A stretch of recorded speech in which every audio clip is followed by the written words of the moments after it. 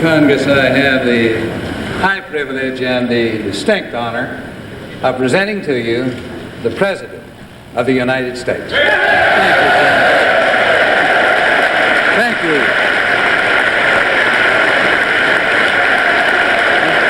You did that. Thank you.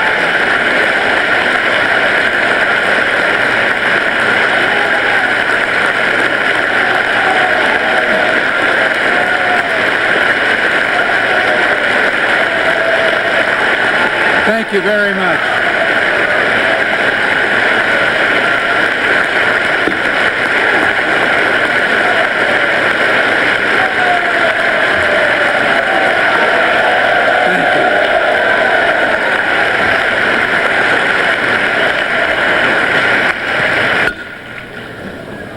Thank you very much. Mr. Speaker, Mr. President, distinguished members of Congress, honored guests and fellow citizens, may I congratulate all of you who are members of this historic 100th Congress of the United States of America. In this 200th anniversary year of our Constitution, you and I stand on the shoulders of giants, men whose words and deeds put wind in the sails of freedom. However, we must always remember that our Constitution is to be celebrated not for being old, but for being young.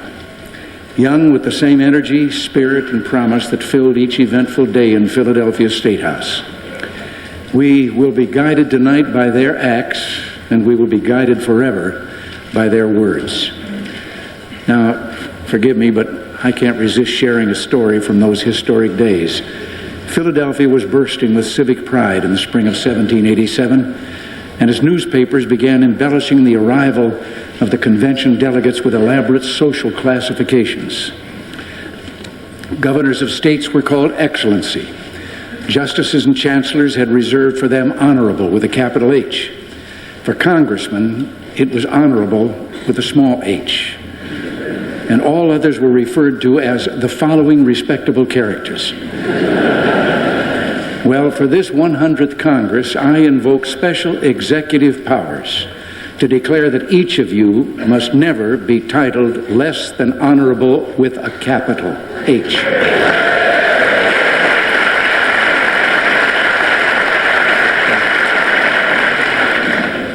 Incidentally, I'm delighted you are celebrating the 100th birthday of the Congress. It's always a pleasure to congratulate someone with more birthdays than I've had. Now, there's a new face at this place of honor tonight. And please join me in warm congratulations to the Speaker of the House, Jim Wright.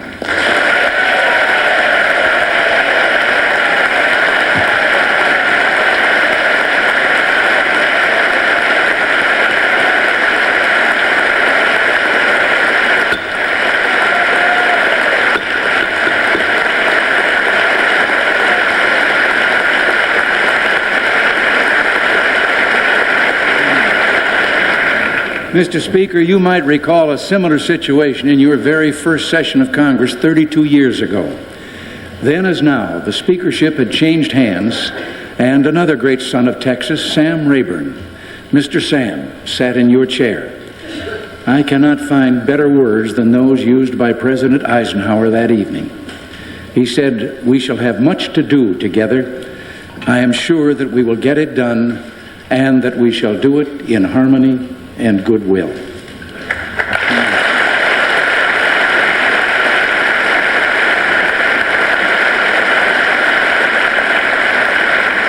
Tonight, I renew that pledge to you, Mr. Speaker, and to Senate Majority Leader Robert Byrd, who brings 34 years of distinguished service to the Congress. May I say, though there are changes in the Congress, America's interests remain the same.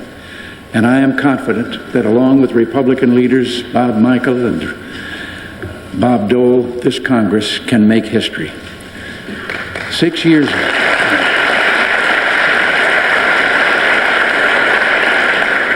years ago, I was here to ask the Congress to join me in America's new beginning. Well, the results are something of which we can all be proud. Our inflation rate is now the lowest in a quarter of a century. The prime interest rate has fallen from the 21.5% the month before we took office to 7.5% today, and those rates have triggered the most housing starts in 8 years. The unemployment rate, still too high, is the lowest in nearly 7 years, and our people have created nearly 13 million new jobs. Over 61% of everyone over the age of 16, male and female, is employed, the highest percentage on record. Let's roll up our sleeves and go to work and put America's economic engine at full throttle.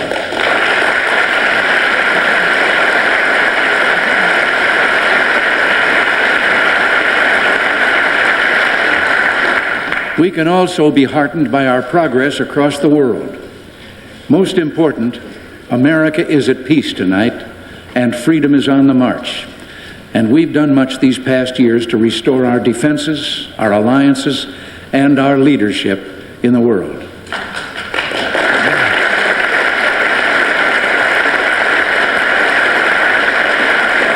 Our sons and daughters in the services once again wear their uniforms with pride. But though we've made much progress, I have one major regret. I took a risk with regard to our action in Iran. It did not work, and for that I assume full responsibility. The goals were worthy.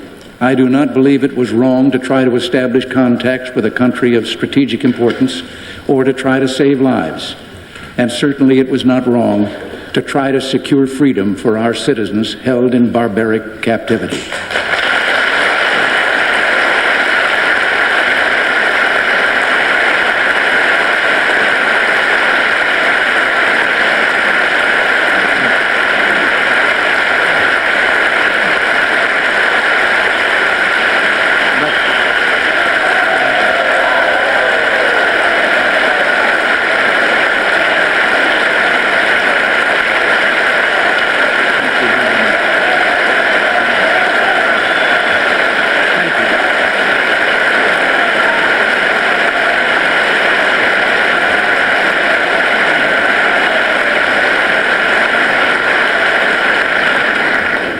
But we did not achieve what we wished, and serious mistakes were made in trying to do so. We will get to the bottom of this, and I will take whatever action is called for. But in debating the past, we must not deny ourselves the successes of the future. Let it never be said of this generation of Americans that we became so obsessed with failure that we refused to take risks that could further the cause of peace and freedom in the world.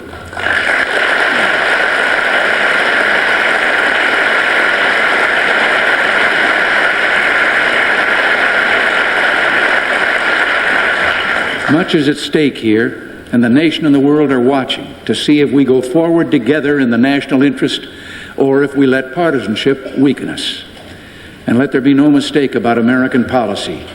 We will not sit idly by if our interests or our friends in the Middle East are threatened, nor will we yield to terrorist blackmail. And now, ladies and gentlemen of the Congress, why don't we get to work?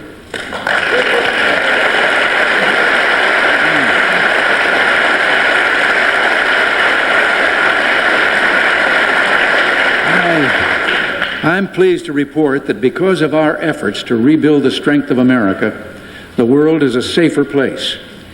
Earlier this month, I submitted a budget to defend America and maintain our momentum, to make up for neglect in the last decade.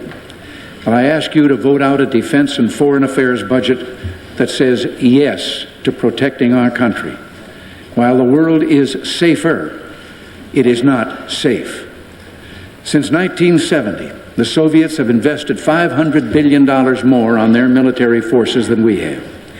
Even today, though nearly 1 in 3 Soviet families is without running hot water, and the average family spends 2 hours a day shopping for the basic necessities of life, their government still found the resources to transfer $75 billion in weapons to client states in the past 5 years. Clients like Syria, Vietnam, Cuba, Libya, Angola, Ethiopia, Afghanistan, and Nicaragua. With 120,000 Soviet combat and military personnel and 15,000 military advisors in Asia, Africa, and Latin America. can anyone still doubt their single-minded determination to expand their power? Despite this, the Congress cut my request for critical U.S. security assistance to free nations by 21% this year, and cut defense requests by $85 billion in the last 3 years. These assistance programs serve our national interests as well as mutual interests. And when the programs are devastated, American interests are harmed. My friends, it's my duty as President to say to you again tonight that there is no surer way to lose freedom than to lose our resolve.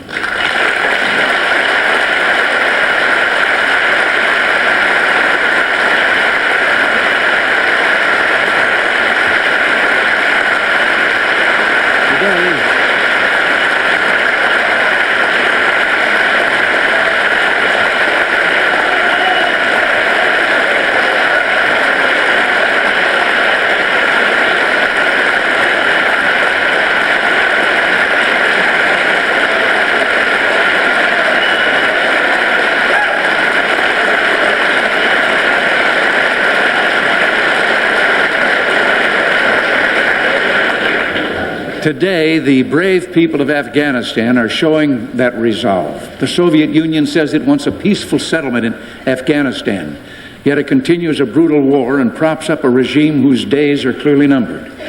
We are ready to support a political solution that guarantees the rapid withdrawal of all Soviet troops and genuine self-determination for the Afghan people. In Central America, too, the cause of freedom is being tested, and our resolve is being tested there as well. Here especially, the world is watching to see how this nation responds. Today, over 90% of the people of Latin America live in democracy. Democracy is on the march in Central and South America. Communist Nicaragua is the odd man out, suppressing the church, the press, and democratic dissent, and promoting subversion in the region. We support diplomatic efforts, but these efforts can never succeed if the Sandinistas win their war against the Nicaraguan people. Our commitment to a Western Hemisphere safe from aggression did not occur by spontaneous generation on the day that we took office. It began with the Monroe Doctrine in 1823 and continues our historic bipartisan American policy. Franklin Roosevelt said, "We are determined to do everything possible to maintain peace on this hemisphere." President Truman was very blunt. International communism seeks to crush and undermine and destroy the independence of the Americans. We cannot let that happen here. And John F. Kennedy made clear that communist domination in this hemisphere can never be negotiated.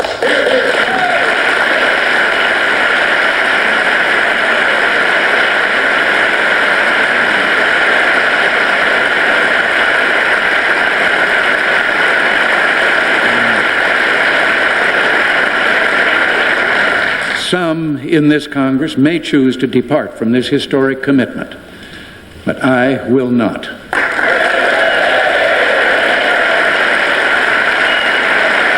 This year,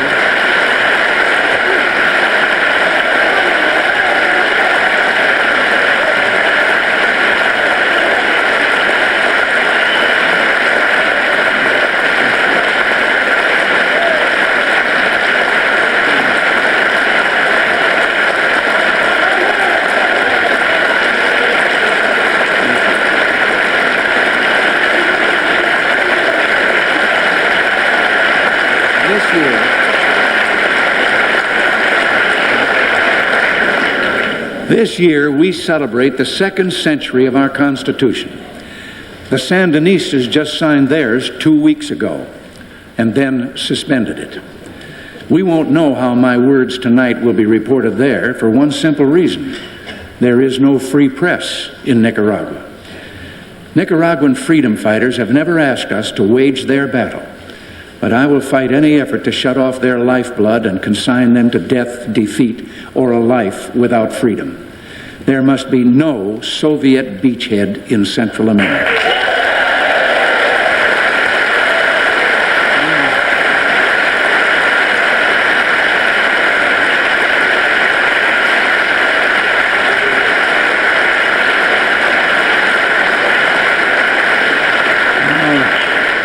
We Americans have always preferred dialogue to conflict, and so we always remain open to more constructive relations with the Soviet Union. But more responsible Soviet conduct around the world is a key element of the U.S.-Soviet agenda. Progress is also required on the other items of our agenda as well.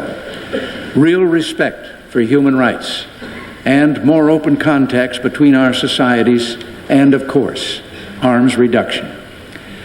In Iceland last October, we had one moment of opportunity that the Soviets dashed because they sought to cripple our Strategic Defense Initiative, SDI. I wouldn't let them do it then. I won't let them do it now or in the future.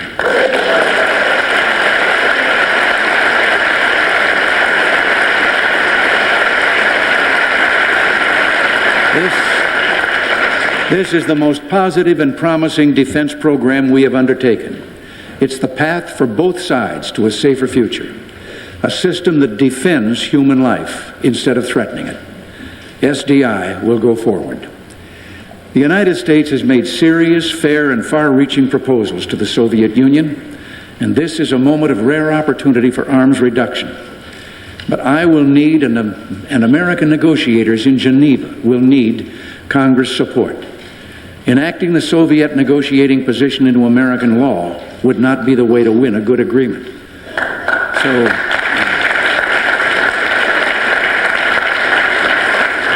So I must tell you in this Congress, I will veto any effort that undercuts our national security and our negotiating leverage.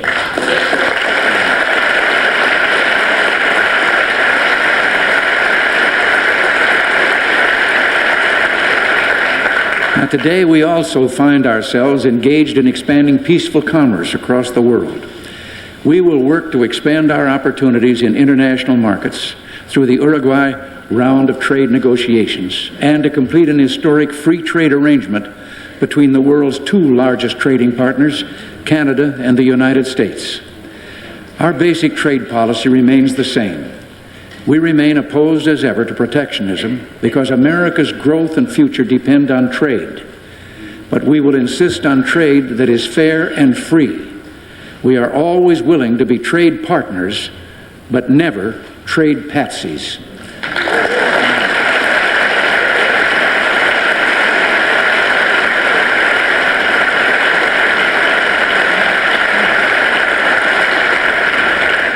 Now, from foreign borders, let us return to our own, because America in the world is only as strong as America at home. This 100th Congress has high responsibilities. I begin with a gentle reminder that many of these are simply the incomplete obligations of the past. The American people deserve to be impatient because we do not yet have the public house in order. We've had great success in restoring our economic integrity, and we've rescued our nation from the worst economic mess since the Depression. But there's more to do. For starters, the federal deficit is outrageous.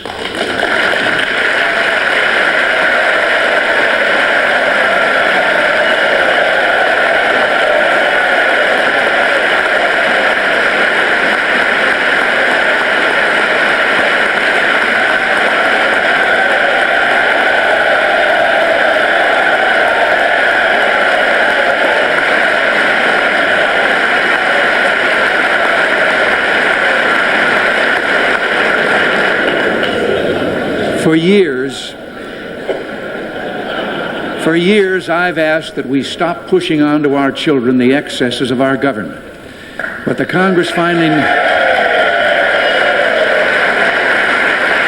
Congress finally needs to do is pass a constitutional amendment that mandates a balanced budget.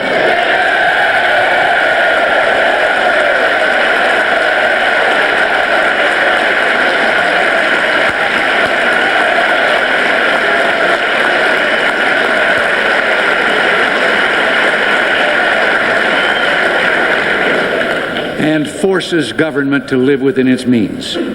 States, cities, and the families of America balance their budgets. Why can't we?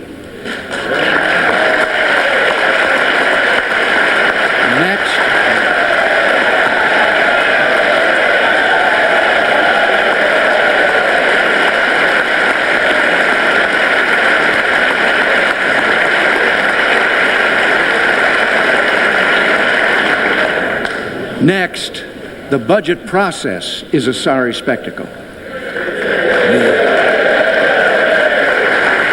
The missing of deadlines and the nightmare of monstrous continuing resolutions packing hundreds of billions of dollars of spending into one bill must be stopped.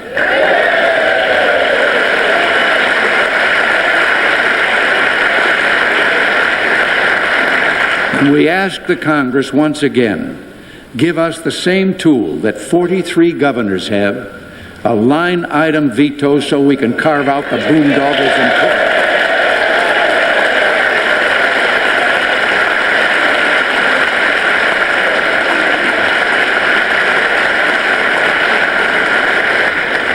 Those items that would never survive on their own.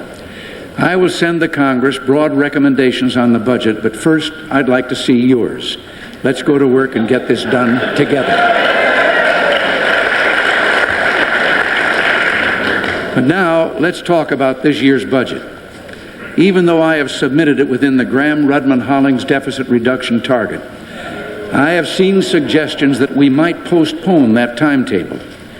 Well, I think the American people are tired of hearing the same old excuses.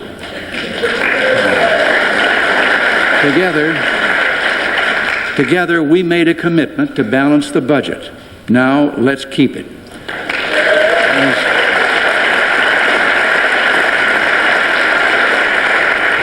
As for those suggestions that the answer is higher taxes, the American people have repeatedly rejected that shop-worn advice. They know that we don't have deficits because people are taxed too little. We have deficits because big government spends too much.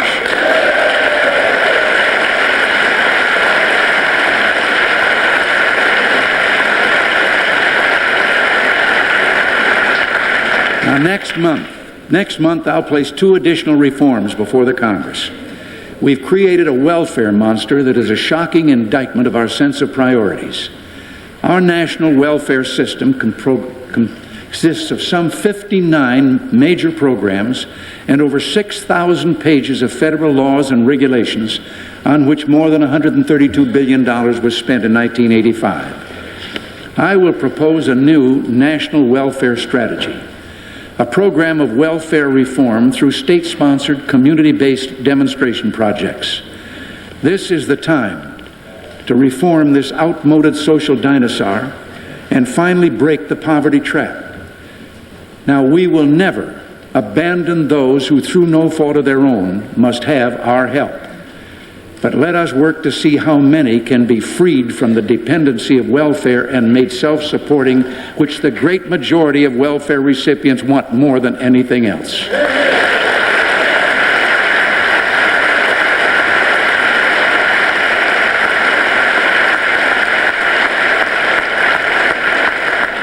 Next, let us remove a financial specter facing our older Americans.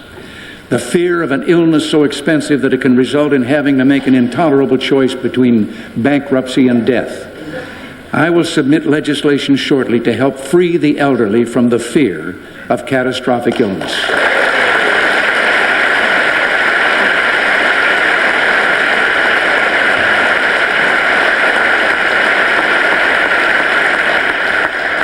Now let's turn to the future. It's widely said that America is losing her competitive edge. Well, that won't happen if we act now. How well prepared are we to enter the 21st century? In my lifetime, America set the standard for the world. It is now time to determine that we should enter the next century having achieved a level of excellence unsurpassed in history. We will achieve this first by guaranteeing that government does everything possible to promote America's ability to compete. Second, we must act as individuals in a quest for excellence that will not be measured by new proposals or billions in new funding. Rather, it involves an expenditure of American spirit and just plain American grit. The Congress will soon receive my comprehensive proposals to enhance our competitiveness, including new science and technology centers and strong new funding for basic research.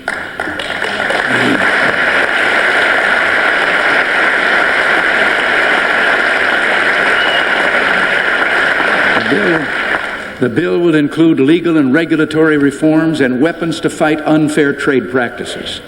Competitiveness also means giving our farmers a shot at participating fairly and fully in a changing world market. Preparing for the future must begin, as always, with our children. We need to set for them new and more rigorous goals. We must demand more of ourselves and our children by raising literacy levels dramatically by the year 2000. Our children should master the basic concepts of math and science. And let's insist that students not leave high school until they have studied and understood the basic documents of our national heritage.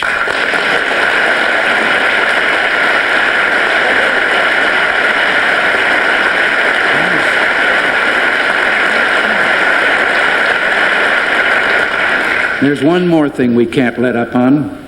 Let's redouble our personal efforts to provide for every child a safe and drug-free learning environment.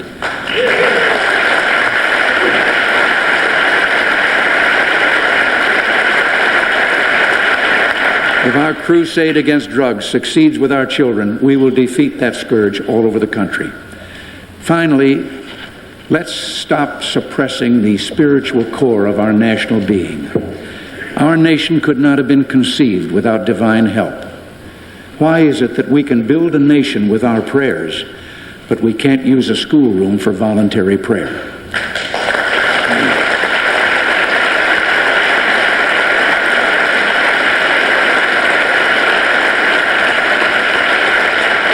The 100th Congress of the United States should be remembered as the one that ended the expulsion of God from America's classrooms.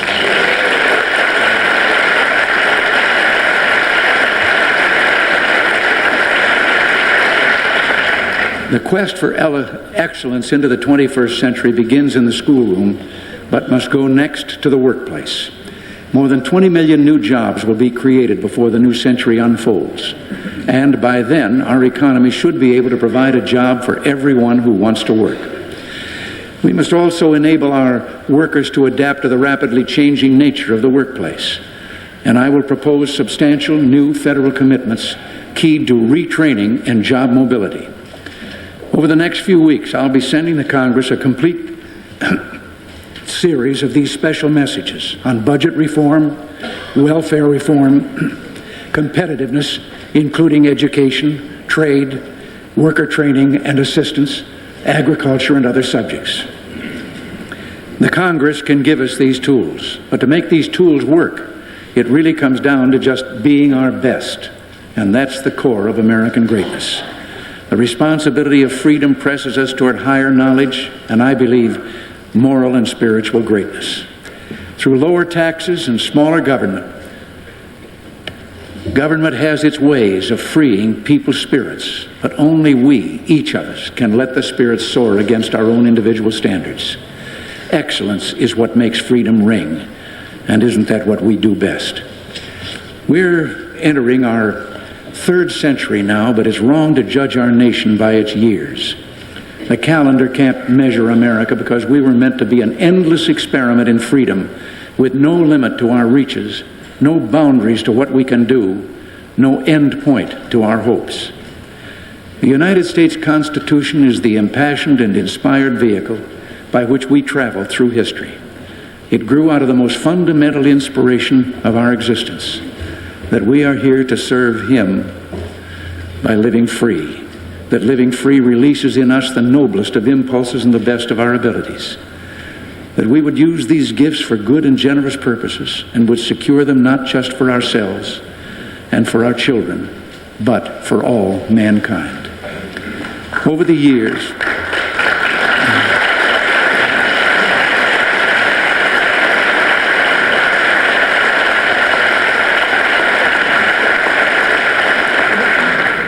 years, and I won't count if you don't, nothing has been so heartwarming to me as speaking to America's young, and the little ones especially, so fresh-faced and so eager to know.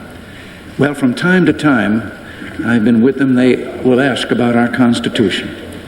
And I hope you members of Congress will not deem this a breach of protocol if you will permit me to share these thoughts again with the young people who might be listening or watching this evening.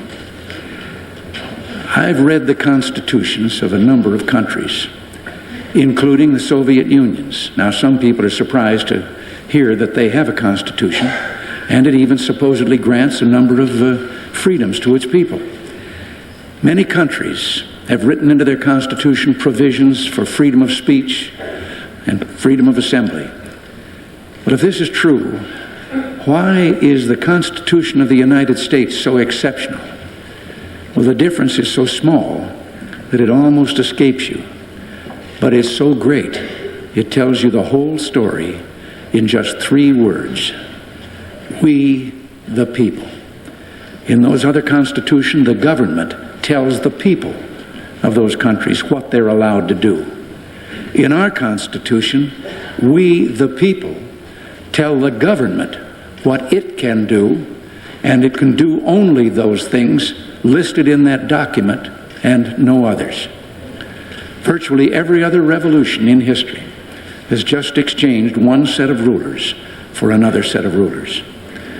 Our revolution is the first to say the people are the masters and government is their servant.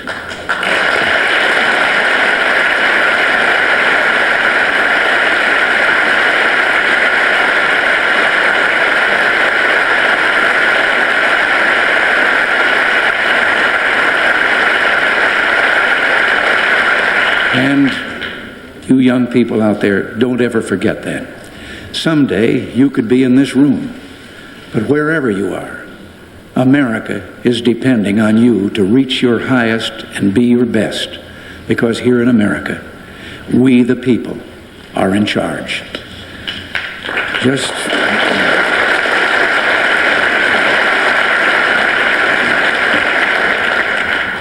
3 words, some words. We the people. Those are the kids on Christmas Day looking out from a frozen sentry post on the 38th parallel in Korea, or aboard an aircraft carrier in the Mediterranean, a million miles from home, but doing their duty. We the people, those are the warm-hearted whose numbers we can't begin to count, who will begin the day with a little prayer for the hostages they will never know and MIA families they will never meet. Why? Because that's the way we are, this unique breed we call Americans. We the people. They're farmers on tough times, but who never stop feeding a hungry world. They're the volunteers at the hospital choking back their tears for the 100th time, caring for a baby struggling for life because of a mother who used drugs. And you'll forgive me a special memory. It's a million mothers like Nellie Reagan who never knew a stranger or turned a hungry person away from her kitchen door. We the people. They refute last week's television commentary, downgrading our optimism and our idealism. They are the entrepreneurs, the builders, the pioneers, and a lot of regular folks, the true heroes of our land who make up the most uncommon nation of doers in history. You know they're Americans because their spirit is as big as the universe, and their hearts are bigger than their spirits. We the people, starting the 3rd century of a dream and standing up to some cynic who's trying to tell us we're not going to get any better. Are we at the end? Well, I can't tell it any better than the real thing. A story recorded by James Madison from the final moments of the Constitutional Convention, September 17th, 1787. As the last few members signed the document, Benjamin Franklin, the oldest delegate at 81 years and in frail health, looked over toward the chair where George Washington daily presided. At the back of that chair was painted the picture of a sun on the horizon. And turning to those sitting next to him, Franklin observed that artists found it difficult in their painting to distinguish between a rising and a setting sun. Well, I know if we were there, we could see those delegates sitting around Franklin, leaning in to listen more closely to him. And then Dr. Franklin began to share his deepest hopes and fears about the outcome of their efforts. And this is what he said. I have often looked at that picture behind the president without being able to tell whether it was a rising or setting sun. But now at length I have the happiness to know that it is a rising, and not a setting sun. Well, you can bet it's rising, because, my fellow citizens, America isn't finished. Her best days have just begun. Thank you. God bless you, and God bless America.